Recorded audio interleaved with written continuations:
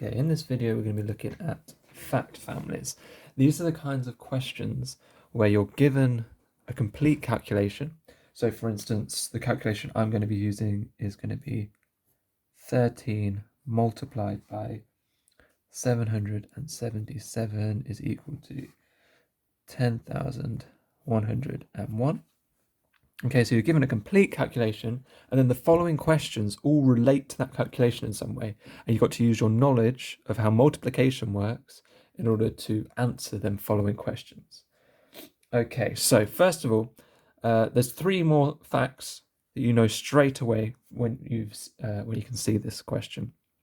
Okay, the first fact is, well, as multiplication is commutative, you can swap these two around, okay? So if we know this is true, then we also must know that 777 times 13 is also 10,101. Okay, so all I've done is swap them two around. The calculation hasn't really changed other than the order, but because it's multiplication, that does not change the effect. Okay, the other two facts are the related divisions. Okay, so we know if we take the answer, divide it by 777, our new answer will become 13. Okay, so from this fact that we're given, we also know that 10,101 divided by 777 must be 13. Okay, it also follows that if we have 10,101 divided by 13, the answer we get should be 777. Okay, these are three facts that you can take straight away from that calculation. Okay, so if you're given this and you're then one of the questions looks like this, you should be able to derive the answer from that original calculation. What these questions more often look like is something like this. Let me just put division up here so we can see what we're going to have. Let's have our first question. Something like 1.3 times 777 equals. Okay, so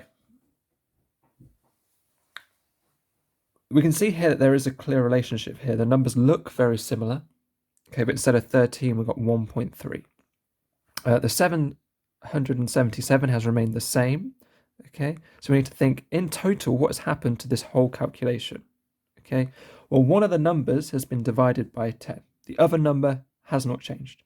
Okay, so the whole change to this from this equation to this equation is a division by 10. Okay, all that means is our answer must also be 10 times smaller. So that means our decimal point is going to move one past that unit to make this 0 unit. So we're going to have, instead of 10,101, our decimal point will move to here. And that gives us 1010.1. Okay, so you can see from here to here, one of the numbers has been affected by 10, a factor of 10. So we've had to divide our answer by 10. Let's have another look at a different question. This time, we've got 1.3, times by 7.77. We want to see what does that equal. Okay, so to get from 13 to 1.3, we've divided by 10. I'll just put a little note there. We've divided by 10. And then to get from 777 to 7.77, we have divided by 100. So if we're dividing by 10 and dividing by 100, so from this calculation to this calculation, we've divided by 10 and 100. In total, we have divided by 1,000. Okay. If you do any calculation, you divide it by 10, get an answer, then divide that answer by 100. You've done division of 1,000. So our solution this time, instead of being 10,101, is going to be 1,000 times smaller. So it's 10 times, 100 times, 1,000 times. So that gives us an answer of 10.101. Okay, let's have a look at one more like this, and then we'll have a look at one final example. So this time we have 130 multiplied by 77.7. Okay, so again, remember we're relating this back to our original question. So to get from 13 to 130, we have multiplied by 10. And to get from 777 to 77.7, we've divided by 10. Okay, so from this whole calculation to this whole calculation, we've times by 10 and divided by 10. Well, if you times anything by 10 and then divide it by 10, you're not changing that number, okay? So for instance, if we just take an easy example, 3 times 10 is 30. 30 divided by 10 is 3. You end up back where you started, okay? So the answer to this question is going to be the same as this, because when you times it by 10 and divide it by 10, you end up back where you started. So the answer to this one is going to be 10,101. Okay, let's have a look at one more kind of question. We're going to have a look at this one. We have 13 times 778.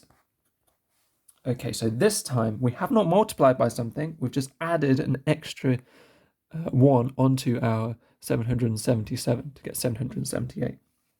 Okay, this just requires you to have a really strong knowledge of what multiplication means, okay?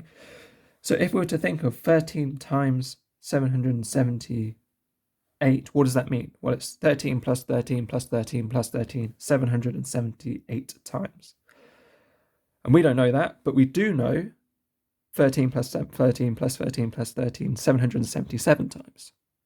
Okay, so from here to here, all we've done is we've added on an extra 13. So you can think of this as being the same as 13 times 777. So that's 13 added to itself that many times, plus an extra 1, so plus an extra 13.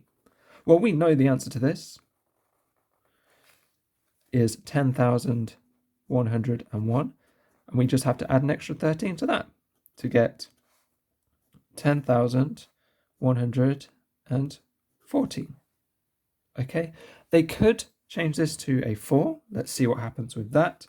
So now we're going to look at 14 multiplied by 777. Okay, so remember, we do know what 13 times 777 is. Okay, that's 777 added to itself 13 times. We want 777 added to itself 14 times. Okay, so we've already got 13 here, so we just need to add another 777. We know the answer to this part because it was given to us in this original statement up here as 10,101, and then we just have to add 777 to that. So let's just do that quickly on the side. 777. That is 87801. So that means the answer to this one is going to be 10,878.